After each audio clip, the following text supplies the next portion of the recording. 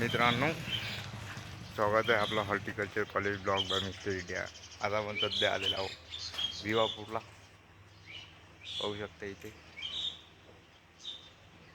Detail लिहिलेली आहे तशी, पण तुम्हाला डिटेल दाखवतो मी. तसं गाव पण दाखवतो. आता पोचलं तर आम्ही फार्मर रजिस्ट्रेशन करून घेतो.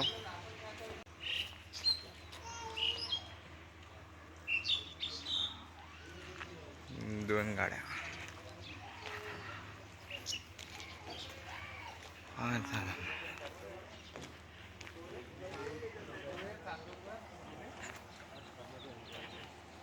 का म्हणता मग बोला मग काही. आता घेऊच राहिलो ना आपण. जाऊ द्या.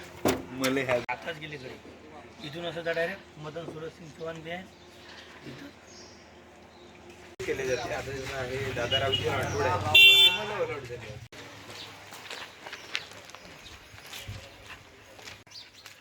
Right and left. मित्रांनो, हे भेटले. आता फॉर्म भरा लागेल. फार्मरचे डिटेल सगळे सिग्नेचर सोबत. चला मग काय तर मग आम्ही दाखवतो तुम्हाला कसं भरतात इन्फॉर्मेशन फार्मरची.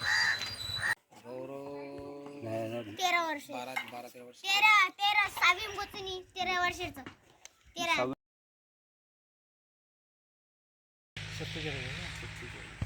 आणि शिक्षण ते बरं पासा सारखे सारखेच भेटले. वीर हे ना त्याला वीर आणि तलाव. गट नंबर काय आपलं 286 जवळचे दिले सगळे. हो ना. ते करा लागते. काळी मातीचं आहे आपली ना. काळी आणि लाल दोन आहे. भारी आहे थोडासा. डवरणी वगैरे आहे ना आपल्या इकडे. डवरणी आहे, वखरणी आहे, सर्वच आहे. ते बैल आता विकले रे. मी काय म्हणतो काकाजी, आपलं जे मागच्या वेळेस जे पीक झालं होतं हो. ते तुम्ही किती किमतीत विकलं मार्केटमध्ये? म्हणजे कापूस किती विकला? कापूस 7,500 केला होता. 7,500. हां, लिहून घे. 7,500. एक पोता म्हणजे 1 क्विंटलचं ना. क्विंटलचं 100 किलोचं.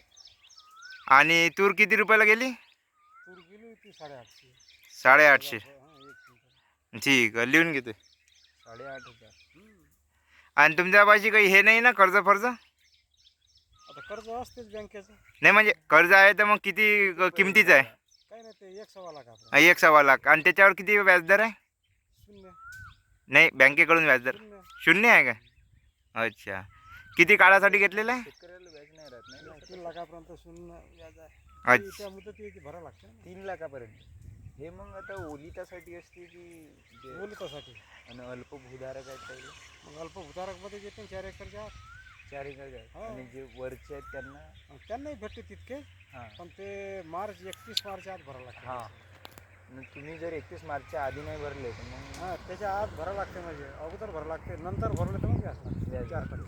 आपणही जरी म्हणजे हो, कोणी राहो. अल्पभूधारक राहिले हो, 4%. 4%.